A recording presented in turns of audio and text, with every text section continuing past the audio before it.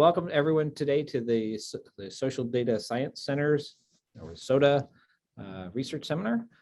Today we're joined by Katie Schulten and Emmanuel Moss. Katie is a faculty member in the College of Information Studies, also kind of been associated with SoDa as long as SoDa's been here, and has served in a variety of roles as leadership with that. And they're here to talk today about pervasive data ethics for computational research, which is a project I know that Katie's been working on in a variety of forms for, I'll say a while. I'll just leave it at that. So with that, I'd like to turn it over to Katie and Emmanuel. Thank you so much, Brian, for that introduction. Let's see, get our slides up.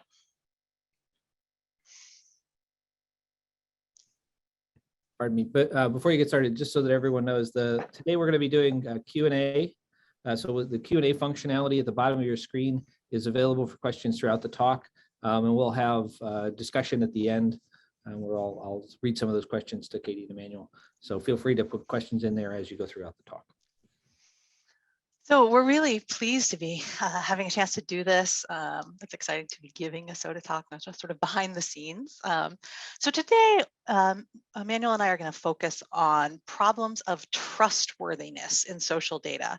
And specifically, we're interested in scholarship and research that relies on the rich information that's generated about people through digital interaction.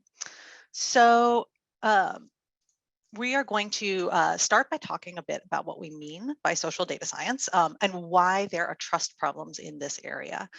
We'll talk a bit about why existing research ethics guidance that's provided for data about people, things like the Belmont report and the US Common Rule, aren't a perfect fit for guiding data science.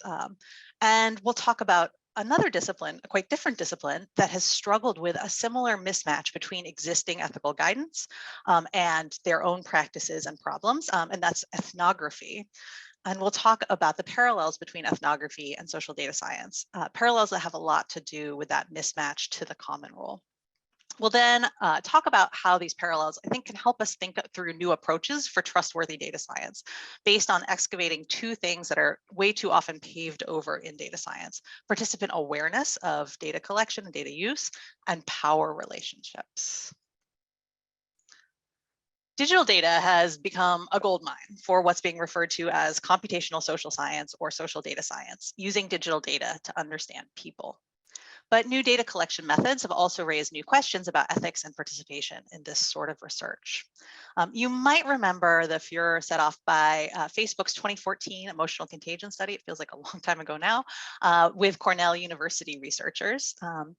And this analysis by my colleague Casey Fiesler and other co-authors examined this particular backlash using public comments on media articles about the study.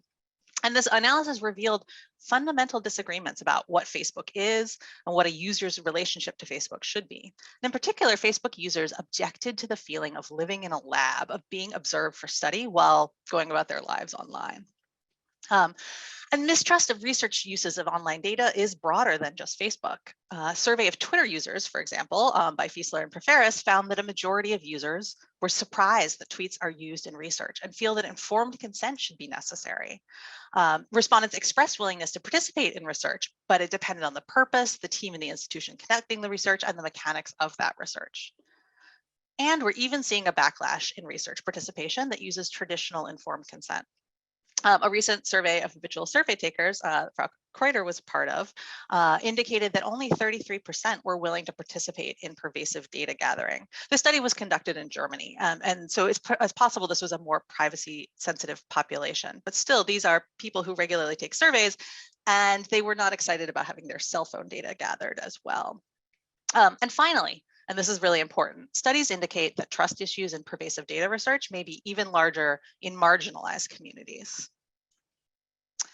So importantly, this research backlash is occurring at the same time as a more general backlash against the platforms that help create the data at the heart of social data science.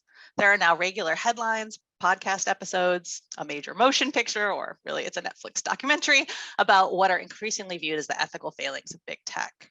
The tech industry broadly has struggled with whether and how to talk about its politics, values, and social obligations, and its role in controlling increasingly pervasive data about all of us.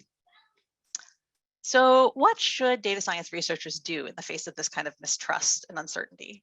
With colleagues, Manny and I have been part of the PERVADE project. It was a 4-year grant funded project. We're on year 5 now, to study empirical questions in data ethics. And at the heart of our project has been the question of trust in social data research. And when we started looking into ethics in data science, well, what we saw when we started looking into ethics of data science was that most of the solutions on the table were reliant on approaches that had already been developed for doing research, social research ethics, but weren't appropriate for the emerging paradigm of doing research with big social digital data sets. And Manny's going to talk a bit more about why this is. Thanks, Katie. Hi, everybody. So it's common for us to think about scientific knowledge as coming from the conduct of experiments. You have a hypothesis, you design an experiment to test it, and that experiment disproves your hypothesis, or your hypothesis stands up to the experiment and becomes a more firm piece of knowledge. Experiments like this have been incredibly important, not only in physics, but also in developing life-saving medical interventions, vaccines, surgeries, drug therapies, transplants.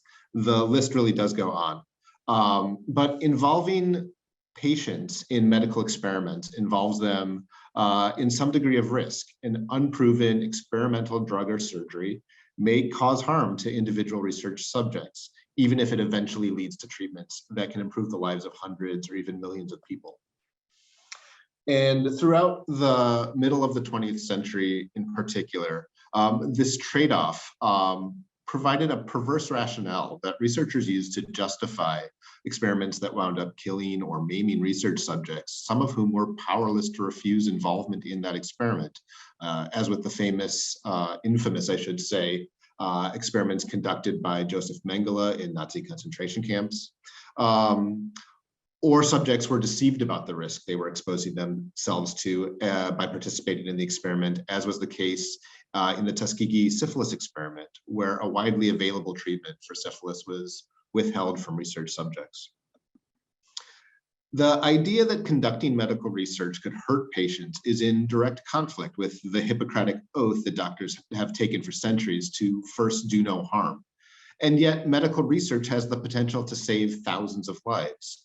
This put biomedical researchers in a bind. As physician researchers, they had dual conflicting duties. As a researcher, their duty was to contribute to general knowledge about humanity and the life sciences, but as medical doctors, as physicians, their duty was to provide the best possible care to individual patients, regardless of whether they were enrolled in a medical trial or not. So largely as a result of public horror in reaction to the kinds of experiments I was just talking about, a bunch of bioethicists got together to develop a set of principles for conducting biomedical research that addressed the controversies of the past few decades and attempted to resolve this bind that medical researchers inevitably found themselves in. These bioethicists wrote a report called the Belmont Report that outlined a set of principles creatively titled the Belmont Principles that contribute to the common rule Katie was just discussing that are intended to help resolve this tension. These principles were respect for persons, beneficence, and justice. Respect for persons called for informed consent. People should know that they're in an experiment and should be free to opt out of it. They shouldn't be coerced. Respect for persons also includes respect for privacy. The fact that somebody is in an experiment shouldn't be disclosed or used against them. And it also includes attention to autonomy. People should be free to opt out and have control of their bodies and what's done to them. But special care should be taken for those with less autonomy, children, coma patients, and so on. Beneficence refers to the balancing of harms with benefits. Research experiments should opt for the least risky interventions possible to prove the case, should look for already available data that can be obtained without subjecting more people to the risk of harm. Risks to patients should be balanced with potential benefits. It might not be worth exposing people to great risk for a cure for baldness, say, but for something that prevents a threat of death to a great many people, higher risk experiments may be worthwhile. And patients should be continually monitored to make sure the actual risks don't exceed what was expected. And justice refers to the risks and rewards of research being distributed equitably. Poor folks shouldn't be subjected to experiments to provide cures only rich people can afford, for example. And justice also refers to the idea that research subjects shouldn't be drawn from already vulnerable populations, as was the case for the Tuskegee syphilis experiment. These principles are all well and good as far as they go, and because they were designed for biomedical research, they work particularly well in that context. But data research is a bit different from medical research, mainly because the trade-offs between risk and harm are quite different. And because the Belmont Principles have been applied to data research, they're worth re-examining in this context. So let's look at the trade-offs between risk and harm for data science compared to biomedical research. The human subjects research paradigm conceptualizes risks, harms, and benefits in very specific ways. The risks of harms accrue to individual research subjects who are the subject of the experimental treatment. And maybe, that might be an adverse effect from an experimental drug or a breach of privacy from being revealed as being a research participant. This could be particularly risky or harmful if it's revealed that you suffered from a certain stigmatized condition that allowed you to enroll in that experiment. This would be the case with something like HIV, for example. Meanwhile, the benefits in this paradigm accrue to society. We all benefit from any new drug that comes out of this research without having to put our own well-being at risk in pursuing this new treatment. There's a gap, however, between risks, harms, and benefits for human subjects and for data research subjects. Data research projects collect data from platforms that are in widespread use, like government services databases, private databases like viewing history that Netflix holds about our movie tastes, Facebook, and so on. So for data research projects, the benefits accrue to the individual. They receive some sort of benefit from the service that involves them in this experiment. They get to use the digital platform that's being used to collect pervasive data, like the My Digital Life app that was at the center of the Cambridge Analytica controversy. Participants benefited in being able to use that tool. Meanwhile, the risks that were produced through that research or the research that came out of using that data set are societal. If a data research project learns something about a category of people from a small study, it can extrapolate out and make decisions about all members of that category. The harms are pervasive. They involve people outside of the scope of the experiment, and they are persistent. Data can be repurposed or other research repurposed for other research projects because they're often exempted from institutional review by the common rule because they use already collected data. So the standard toolkit for making decisions about biomedical research, making people fill out informed consent forms, locking clinical files in a safe, and so on, don't quite work for data research. It's pretty obvious that even today, a new toolkit is needed. So data research and biomedical research are different, and that makes it difficult to apply some of the recommendations of the Belmont report to data research. And so when Katie and I started thinking together with the other members of the PERVADE project about this uneasy fit, we immediately thought about a similar difficulty that our disciplinary practice of ethnography had with onboarding the recommendations of the Belmont report. Katie's going to talk through how some of the lessons from anthropology and other ethnographic work can further inform data research ethics. Take myself off mute. There we go. So social data research has, I think, more in common with ethnography than is immediately obvious. The instruments are different. Human senses instead of digital sensors, individual sense making instead of algorithmic pattern matching. But both forms of research rely on integration and interpretation of multiple data streams, and both require judgment on the part of the researcher about what features of a context are relevant for meaning making. And the ethical challenges resonate between the methods as well. In a classic ethnographic methods textbook, Spradley writes, quote, "No matter how unobtrusive, ethnographic research always pries into the lives of informants. Participant observation represents a powerful tool for innovating other people's way of life. It reveals information that can be used to affirm their rights, interests, and sensitivities, or to violate them." Substitute the word social data, and I think the concern is the same. So reflecting first and foremost on whether data use will affirm the rights, interests, and sensitivities of the people it documents, or alternatively violate those interests, should be a first order concern for trustworthy social data research. An ethnographer's long history of dedication to the rights and interests of the subjects of participant observation comes from a painful history of the use of ethnographic methods. The history of ethnographic research is also a history of colonialism. The earliest ethnographies were conducted by American and European academics through fieldwork among indigenous peoples, and this practice continued well into the 1980s. As post-colonial movements took hold in academia, and particularly in anthropology, scholars began to grapple with the ethics of doing this kind of work, and a recentering of the rights of and obligations to research subjects was the result of a pretty painful field-wide reckoning. And today, ethnographers are expected, as their common practice, to reflect on their power as researchers, as well as what they are taking from the communities that they study. Ethical concerns about early ethnographies were not limited to colonialism, but also extend to other historically disenfranchised groups. One of the most famous examples of a controversy over ethical issues in ethnography surrounded Lord Humphrey's 1968 dissertation and his later book titled Tea Room Trade: Impersonal Sex in Public Places. In this study, Humphreys conducted observations of male-male sexual encounters in public restrooms called tea rooms. Humphreys disguised his identity and his purpose as a researcher. He did not obtain consent from his participants, and he used license plate numbers to discover the identities of the otherwise anonymous men from the restrooms. The ethics of tea room trade caused an uproar at the time and are still debated within sociology. So data scientists may not be as obviously entangled with colonialism as anthropologists, but we do use tools and methods that are entangled with other problematic practices. Data that has been biased by historical injustices, data collected frequently without participant awareness in the name of surveillance and commercial interests rather than the direct interests of the data subjects. And that data is repurposed for reasons beyond what participants may have originally thought was happening with the data or even have consented to.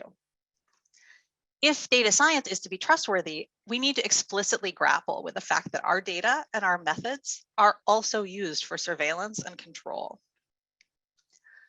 So I think that ethnographers' reflection on awareness of their research subjects and their power relationships with research sites are pretty inspiring for potential ways to think about how to deal with these with similar issues in data science. So along with the PERVADE team, we've argued in a recent paper that data scientists should probe both appropriateness and complex potential harms using two lenses directly inspired by ethnography.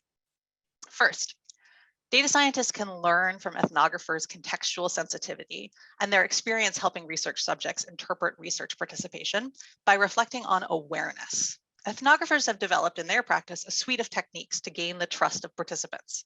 First, ethnographers must gain something they call entree, which is the permission of participants to be in their space and their lives. Ethnographers frequently encourage research participants to read part or all of their analyses using techniques like participant checking to check the validity of their observations and findings. Some ethnographic traditions move beyond entree and participation to collaborative ethnography, which involves people directly in the creation of the research goals, data collection, analysis, authorship, and dissemination, the whole research process. Data science, I think, can also learn from ethnographers' reflections on power. Over time, ethnographers have recognized how their field served colonial power and have made efforts to diversify their discipline and have shifted their topics of study to include studying up, performing ethnographic research on groups of more or at least equally rather than less socially powerful people than the researcher. And so Manny's going to talk a little bit more about what reflections on awareness and power might look like tailored for data science. So to think about what awareness and power look like in social data research, we've found it helpful to start from the data itself by mapping social data onto two spectra. So what you see here is a heuristic for thinking about where data come from that can help reason about what people's likely or reasonable expectations are about what will be done with data that pertains to them. So people's data gets collected somewhere along two continua. One is the continuum from private to public, or the horizontal axis here. Private data might get collected with an explicit or implicit expectation of privacy, especially for things like medical records or financial documents. And yet this private information may wind up in data sets used for one research purpose or another, more or less related to that purpose. Public information gets collected for research too. Twitter feeds, census data, likes on a YouTube video are all public data that have been used for research projects. The vertical axis here is talking about data that can also be more or less intentionally created.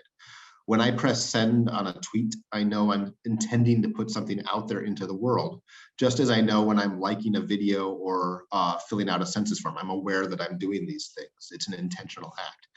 But I'm also contributing information to data sets unintentionally all the time. I don't intend to create a log of my location every time I open a Google product on my phone. And I would have to take deliberate steps by changing default settings on my phone to avoid doing so. I also don't know when my keystrokes are automatically logged on a web form I'm filling out, or that my IP address is being logged when I watch Netflix, but these are data that are nevertheless being automatically collected.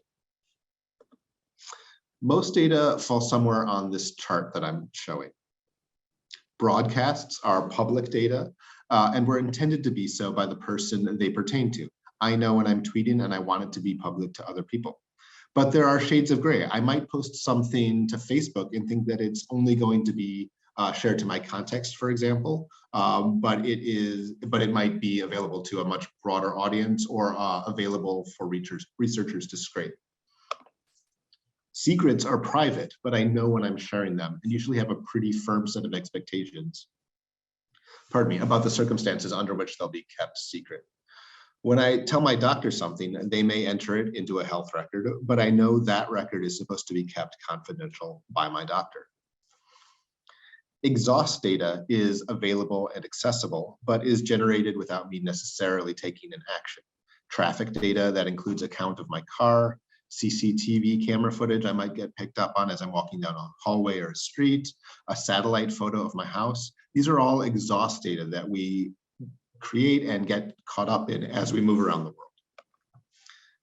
Espionage data refers to data that I had not expected to be collected, being collected without my knowledge. This would include telemetry data from my phone being collected without my awareness by a private company like Android, for example, or a piece of malware that was collecting keystroke data from my private text messages. There are shades of gray for all of this, like I said, but thinking about where data came from helps serve as a starting point for thinking about the ethical implications of data research. And just because data comes from one box doesn't make it completely ethical to use or completely unethical to use if it comes from another box. Each box has its own ethical implications that need to be contended with. The first of these has to do with informed consent. Just because someone posted something intentionally, it doesn't mean that they consented for it to be used in a research project.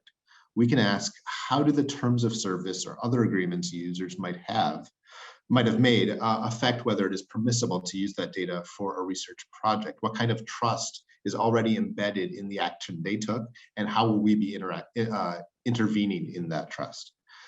We can also ask what objections people might have for their data being used in a project, and whether or not it is feasible to obtain their consent subsequently to them sharing something publicly as part of that research project. Similarly, public data can have implications for privacy. While someone may have shared, for example, their mental health status on Twitter, where they're part of a community of people who follow each other, having their mental health status shared in a different context, say as an example in a research paper, might be a totally different matter for their privacy and for the sense of suitability they have about that information being out there in the world in that particular way. And even data that is delinked from a personal identity can be used to re-identify people and reveal things about them they might not want shared. Geolocation data can be used to follow someone home from a public event, say a protest, to their house by a reasonably dedicated researcher. And data that has been purposely anonymized to hide who it's connected to can be de-anonymized, as numerous studies have shown. Anonymization is in many ways a myth given modern data science techniques. Thinking about data sources can also help think about principles of justice. Does data come from a particularly vulnerable population? Is it more likely to produce errors when it is applied to a population that has historically been harmed by such errors? Does it help a less vulnerable population at the expense of a more vulnerable population? And does the research include members of the population group it is targeted at helping? Particularly in the US, but also in non-US contexts, data-driven technical developments have been designed for the targeted oppression of minorities and have failed to live up to many of their liberatory promises. Pervasive data researchers should be considering power relations and representational justice as well. Consider whether it's appropriate to make a given community or population more vulnerable by creating new forms of data or through the secondary uses of data about them. This consideration might involve spending time, virtually or physically, in a community to understand their norms, going through the processes ethnographers have refined as they enter a field, collaborating with a community to serve their needs, speaking with gatekeepers to understand specific harms, for example, amplifying content beyond its intended audience. And pervasive data research should emphasize the standard drawn from political representation movements and disability activism. Nothing about us without us. Using pervasive data to study populations without significant representation from those groups risks erasing the standpoints and lived experience of the people behind that data. And just as in ethnography, there is an argument for studying up, studying people with significant social or political power, legislators, technology companies, architects of the financial system, for whom public accountability is important. Of course, determining one's power relative to research subjects is a complex process, and we realize that such reflection can feel like a big ask. However, there are numerous helpful frameworks for thinking through issues of power, adapted specifically for diverse and varied forms of digital data research, including feminism, anti-racism, anti-colonialism, and queer theory. These frameworks can provide concrete guidance to researchers considering how their protocols might unevenly subject participants to increased vulnerability. We have some additional thoughts for how to take these lessons and draw them forward, which Katie's going to speak about here. So asking questions about power and awareness of your data, your analysis, and then documenting how you've thought of these questions in your outputs is, I think, a crucial step towards addressing the ethical implications of data science work. But it can't just be researchers who are asking these questions. Review committees, referees, professional organizations can all incorporate these lines of inquiry into how they assess the ethical implications of data research. Digital device users are already quite vulnerable as their traces are turned into data by researchers, corporations, and governments. We hope that pervasive data research will embrace reflections on how to decrease this vulnerability and will hold each other to higher ethical standards, particularly with respect to openness with research subjects and reflexivity on power and impact. These kinds of reflections on awareness and power are not necessarily required of data scientists right now by, for instance, institutional regulatory structures like IRBs. And within ethnographic research, these kinds of reflections, also not required by IRBs, have become bound up with definitions of and norms for ethical research, good methods, and good practice. Both individual researchers and the professional organizations that support pervasive data research can contribute to a more trustworthy data research community. So we hope that researchers will be the ones to lead reflections on awareness and power in their own work with their students and collaborators, and that journal and conference reviewers will look for these reflections in the methods sections of papers. The PERVADE team has been conducting interviews with data scientists that have been focused on how they are navigating issues of awareness and power in their research. And we're still in the analysis of those interviews, but a spoiler alert for an emerging finding is that data scientists are already successfully grappling with these issues, and their practices for navigating them tend to look like those of qualitative researchers. We've heard numerous stories of researchers spending time in the communities they're studying to learn the nuances of how data is shared and the expectations of participants. For example, telling students that they're not to harvest data about gameplay until they've played that game for more than 100 hours themselves. We've heard about researchers thinking critically about whether and how they should be the people to perform research with vulnerable populations. and about researchers striving towards more participatory forms of big data research. We are increasingly seeing data scientists write positionality statements, which are very common in qualitative work, in their publications. So this is really exciting to see. And we're seeing lots of researchers turn the substantial tools of data science onto structures of power rather than individual people. So using pervasive data to study political campaigns and advertisers or the platforms themselves that produce this data.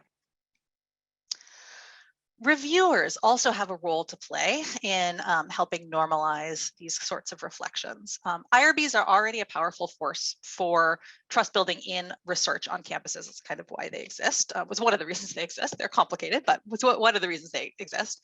But none of what we're recommending is required under current law. And in fact, much data science is not considered human subjects research because it deals with public data or already occurring data. Doesn't create new data. Can we, so the question becomes, can we incorporate IRBs in trust building around data science without overburdening IRB staff?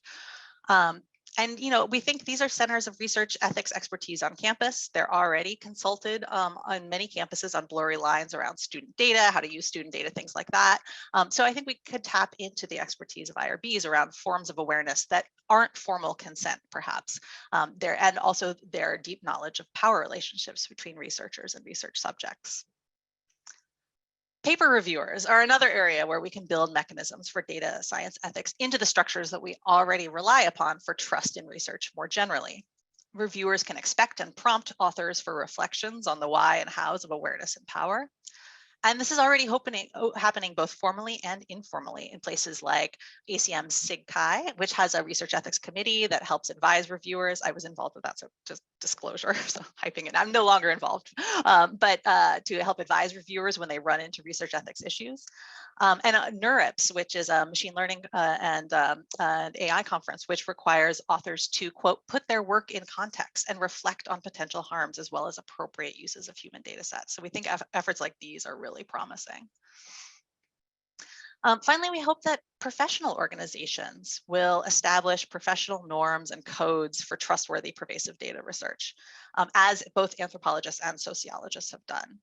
This can consist of setting up clear guidelines or procedures to follow, but it can also consist of peers modeling for each other what trustworthy practices are, peer checking of research methodologies in the research design phase, and publishing methodological reflections on trustworthy research practices in professional trade journals.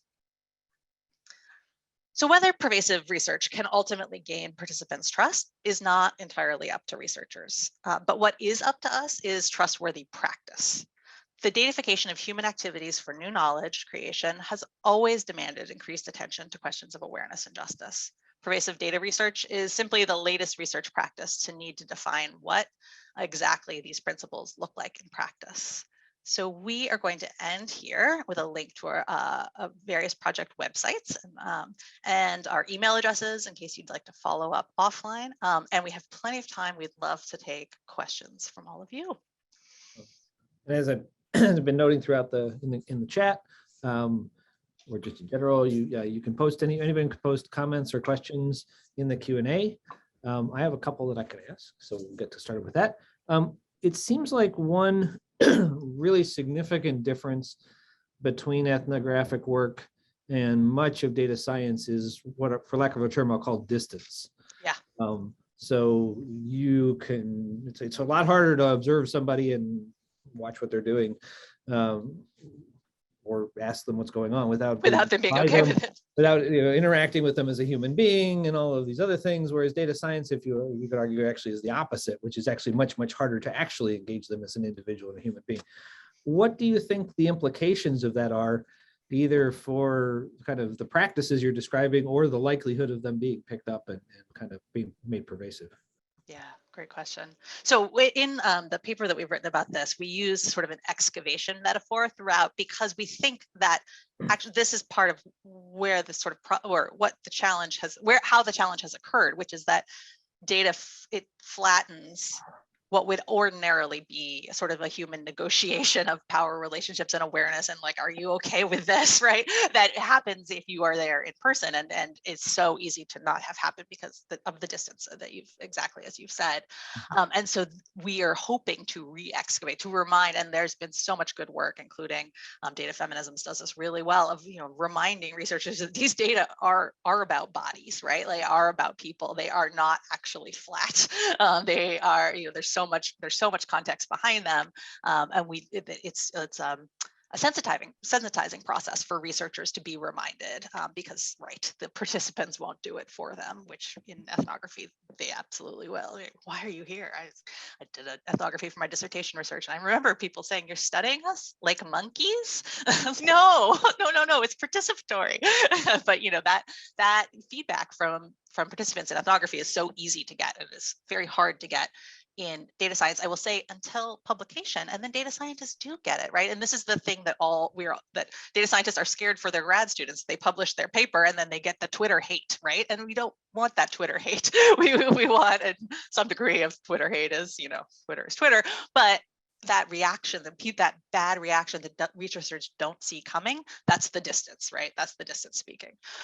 So trying to close that distance is, I think, like I said, it's a sensitivity process, right? It's something we need to teach our students to do. How likely is it to happen? This is always such a good question. We're doing kind of the road show now to try and get these ideas out there. I will say the data scientists we're talking to in our interviews are absolutely already thinking about these things and teaching their students about them. That said, we get exemplars, right? The people who want to do an interview about ethics are the people who are like, oh, I've been thinking about this. I've got something to say, right? So yes, it's happening in practice, and conferences like NeurIPS requiring it, I think it's really powerful for norming a particular kind of reflection.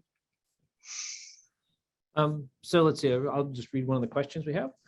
This is from Susanna Palitz.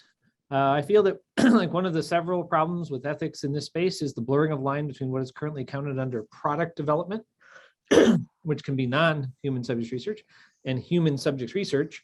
Is there any movement, rules, suggestions for clarifying this line, or better yet, improving the ethics surrounding product development in tech, social media, etc.? So kind of the multiple uses in particular around product versus research. Oh, this is such a good question. This is such a hard question. Yes. So this. Oh yeah, go ahead, Nani. Sorry, go ahead. Sorry, Katie. No. I was just going to say that one of the findings that kind of lies behind our research is that the human subjects research paradigm isn't useful for data science broadly construed, whether it's pursuing research or pursuing product development. And so the rethinking that should be done about the relationship between data subjects and people who are using that data have the same kind of structural relationship, whether you're doing research for an academic publication or whether you're doing research to develop a product. So much of the data that is collected by companies is done so under the guise of product improvement. So there are very strong similarities regardless of the use to which it is put. So that whatever frameworks you can develop for cultivating awareness and trust with data subjects are useful for navigating the ethical risks, no matter what purpose you're putting that data research to. I will say, though, just to add, so with Jessica Vitak and Sarah Gilbert, we've done surveys of social media users about their expectations for data use of social media data. And people do distinguish, individuals distinguish between new knowledge creation and service and product development in terms of their sort of okayness. So they expect, at least these days, they expect a certain amount of data gathering for refinement of a system and delivery of personalization and those kinds of things. So there's more expectations in a way they may not expect new knowledge creation. And there is something distinctive to people about using for research, I think, because we have a tradition of human subjects research, right? And so in the United States, at least, right, and broadly in Europe and Australia and Canada, similar kinds of setups around research ethics. And so people have been told that they will be consented into research. And this is how we understand research, right? We understand research as something somebody's going to ask about and you're going to know is happening, which has not, of course, always been true, but is broadly been true until recently. So I do think people do have a different reaction to new knowledge creation or research, and that we should respect that, right? Like that's coming from somewhere. It's a visceral reaction people have, and we should respect that. So I do think there are sort of allowed contextual uses of data for product development that like shouldn't be allowed for research, or not without explicit consent for reuse of that data, because people weren't expecting it. It feels like a violation of contextual integrity. But that said, yes, to what Manny said before about sort of changing how we think about product development alongside how we think about research. And that is like a big project that we all need to work on. And there's another question here that's kind of actually builds off something you just said, so it's a good transition. There are populations who are not in the public data because of digital divide, not trusting companies collecting data, et cetera. How would you adjust social science research to reflect those populations? I guess I would generalize that a little bit, say, what do you see as the ethical issue? Because there's obviously a practical one of if you're trying to make a claim about a certain population and they're not there, that's just logically flawed. But from an ethical perspective, what do you see this is presenting? And then also, I'd love it if you could comment also when you were just talking about people's expectations and impressions. If you have a diverse population in your sample and those expectations might vary, what is a data scientist to do? Okay. Part A, part B. No, it's good. Okay, so the part A about the ethics of this, I'm going to point to the work of Anna Lauren Hoffman as a really good place to start around this really hard issue of visibility, the benefits and the detriments of visibility, right? Because there are groups that are not on social media for a very good reason.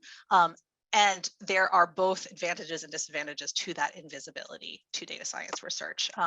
And so her work has been, I think, really fundamental in helping me think about, like, is it ethical sometimes to make groups who have chosen not to be visible to research visible? And when is it ethical, right, to do that? Because, you know, for instance, we can think about populations that have a rare medical condition, right? And, you know, finding and making their lives, you know, their experiences visible can be very, very useful for researchers and to them, right? Because there's a direct benefit in doing research on that condition.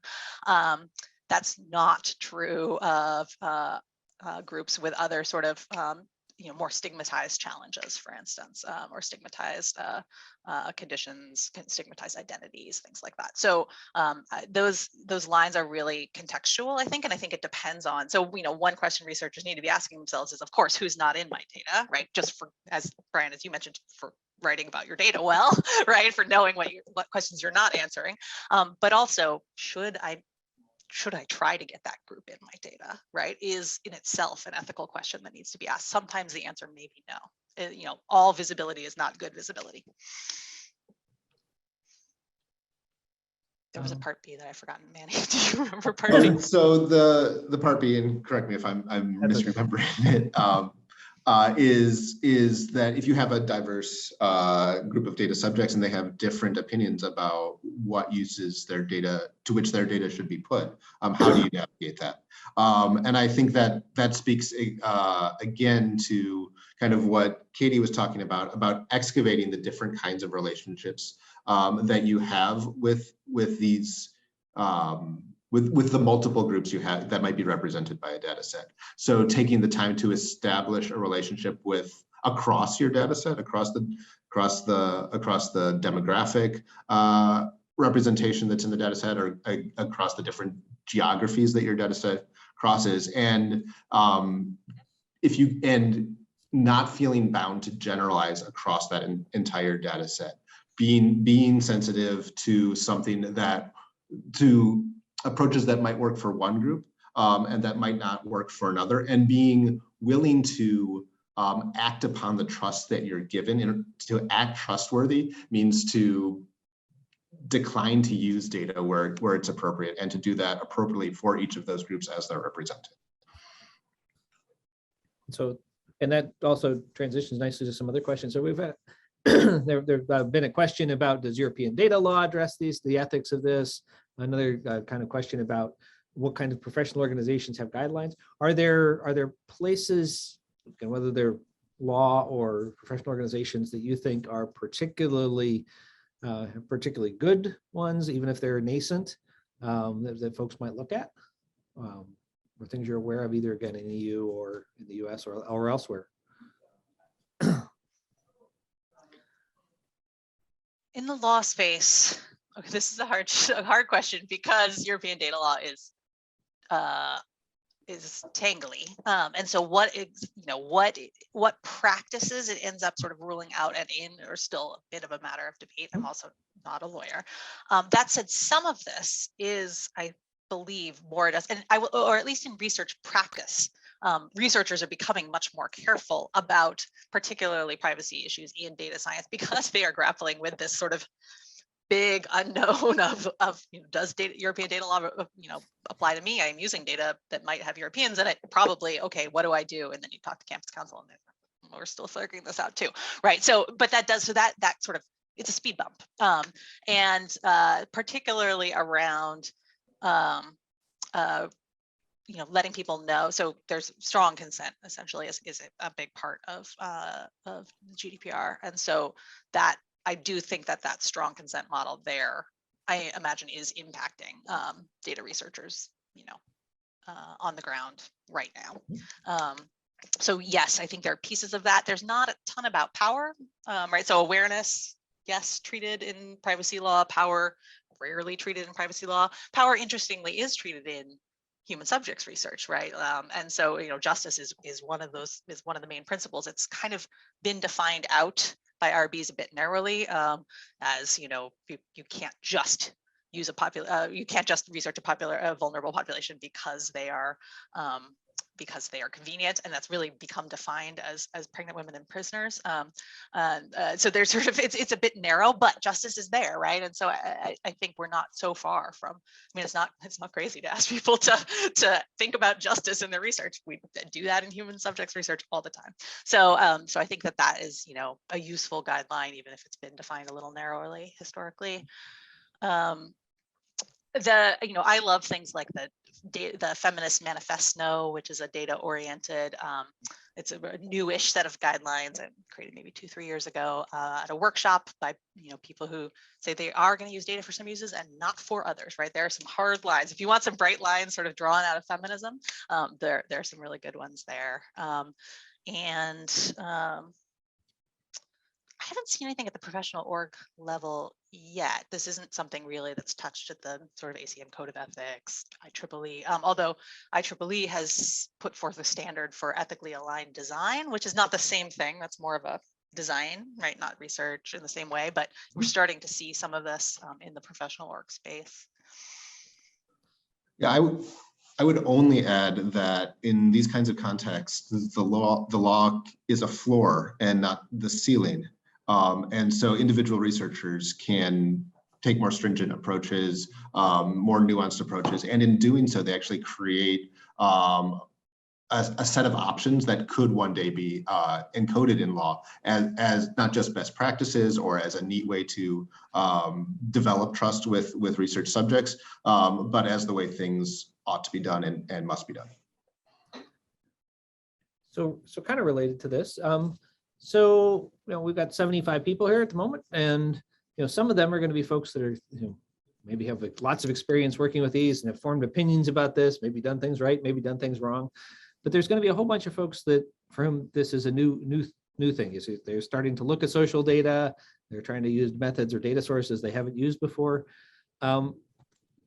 They might be looking at what you just described and going, oh my goodness, I got to do all this. I got to figure all this out before I can do this, or I'm doing something bad. Where would you suggest somebody who's engaging this and interested in thinking about this, but more importantly, interested in doing research sometime before they get tenure or graduate, where would you suggest they start? Oh, Brian, you teed up such a nice little question. Oh, because we're making something for you. We're making it. It's not ready yet, so sorry. But this summer, hopefully, we are actually working with the HCIM capstone program in the iSchool, which is a group of we're working with a group of amazing HCI students who are helping us develop a decision support tool that would very directly, it's essentially the BuzzFeed quiz of data ethics. It will ask you some questions about what you're doing, and then give you some things you might want to think about, you might want to write about, some resources, readings, videos, things to help you learn a little bit more about that particular thing you're struggling with, and also some findings from our empirical work that we've done through PERVADE that support some of these assertions that we're making, about what people actually do and do not want you to do with their data, what some ethical principles that apply in your case. So we're working on that now, and we're really excited about it, and we'll send it out far and wide as soon as it's ready, hopefully this summer. Also peers, I think, are just a really good, this doesn't scale in quite the same way, but this is something that lots of people are talking and are beginning to be worried about. So this is something that I'm always open to talking about. Mandy's always open to talking about. The entire PERVADE is open to talking about. PERVADE team, which includes Jessica Vitak, who's also faculty here. So if this is for UMD folks, you've got good resources. We'd love to talk to you. And then there are some wonderful books, the ones that we put up on the slides, particularly Data Feminism, Race After Technology, as ways of sort of introducing. They're written for at the sort of an introductory level to how does my data have to do with power and politics, right? And I think that they are really readable, really useful, and a good place to start. And then they also contain, tons and tons of references that will help you dig in should you want to in these areas. Can I add one thing to that, Katie? Which is that this is slightly more philosophical or epistemological, but I think one thing that the history of anthropology shows us is that research ethics are research. By understanding who your population is that you're studying and how they think about what is appropriate for appropriate use of their data, you're actually learning more about them that can inform the research questions you're asking and can inflect the conclusions you're able to make. So this doesn't need to be seen as a barrier that's stopping you from starting your research. This is a great way to start your research.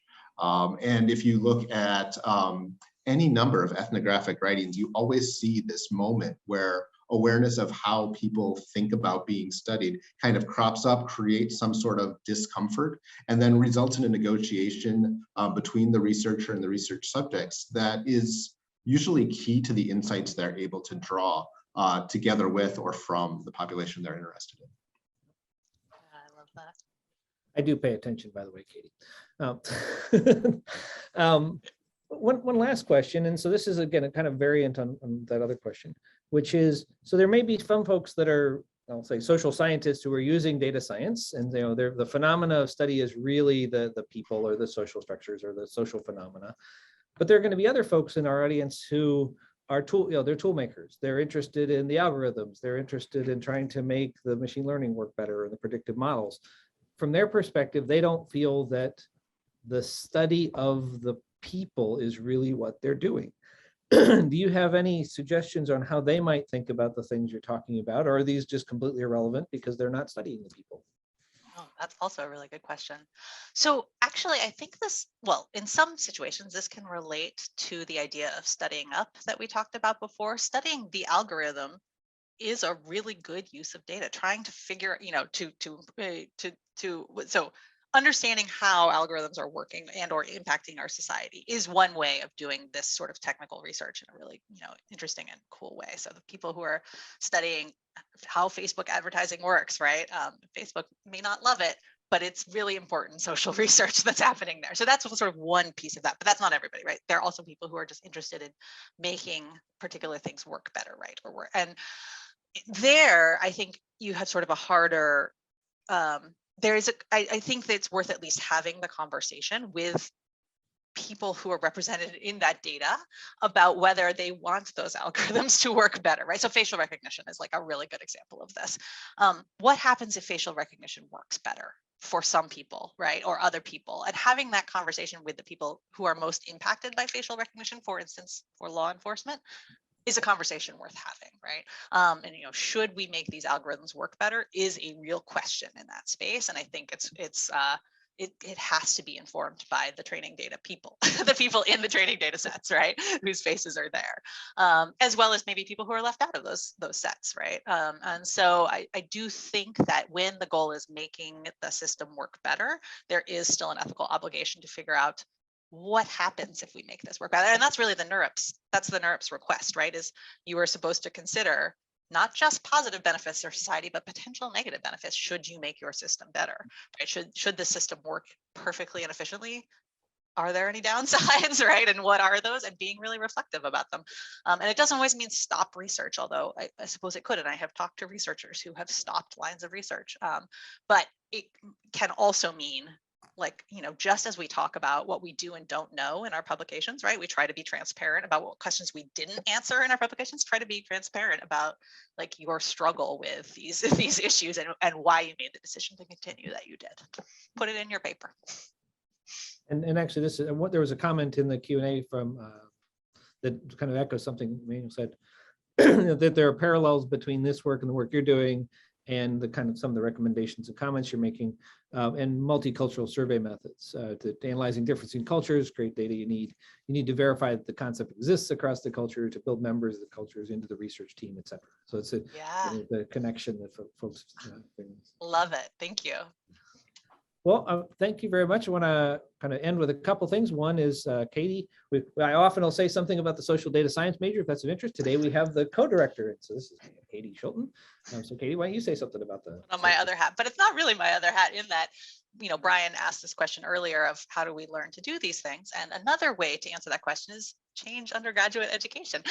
So we have a new major at the University of Maryland. We're so excited about a new undergraduate major in social data science, and it unites two colleges for the first time at Maryland. These two colleges haven't had a major together before. The iSchool, which is where I come from, and the BSOS, which is behavioral and social sciences. Yes, it was. And behavioral sciences and social. But anyway, the two colleges have this major where students split their time between learning technical data science skills, largely in the iSchool, and as well, but some over BSOS, as well as methods and theory from the social sciences. They choose a track within the social sciences, so you can have a track in sociology or criminology or psychology, African American studies, any of the departments that BSOS offers, and you will specialize in theory and methods from that space combined with data science skills. So we see this as a way of helping build in context to data science, because you are always answering particular questions from a particular context with data science, and this really helps focus on that. We also have specific classes in social, legal, ethical issues in big data and in data research that are part of that major. So if you are an undergrad and you are interested, there's information now on the website, which was just posted to the chat, about how you can do a change of major, find out more, and yeah, we're really excited about it. Thanks, Brian. Thanks for the opportunity to plug. And if you're going to do, if you're interested in that, if you can't remember the URL, you want to look for SDSC, but also include UMD in your search, because if you do SDSC without it, you will find the San Diego Supercomputer Center, which is an interesting place too, but not what you're looking for. So last of all, I just want to kind of thank you all for coming. We had, like I said, we had at the height, I think we had like 85 people. So didn't quite get to 100, but we can tell your friends and come. Our next SoDa Symposium will be March 8th at 12 o'clock, and will be a presentation by folks from ARLIS, the Applied Research Lab for Intelligence and Security, and they'll be talking both about some of the work that they do there, but also some opportunities, some internship and research opportunities for students. So I would encourage you to come and learn more about them as a partner. And several of the SoDa faculty have had strong working relationships with folks at ARLIS, and they do some really interesting work. So thank you again for coming. Thank you, Katie and Emmanuel, for the really interesting talk, and frankly, one that's really thought-provoking, both in terms of abstractions and ideas that are very profound and important, but also some very practical questions of what's the right way to handle your data, and frankly, the people that are behind it.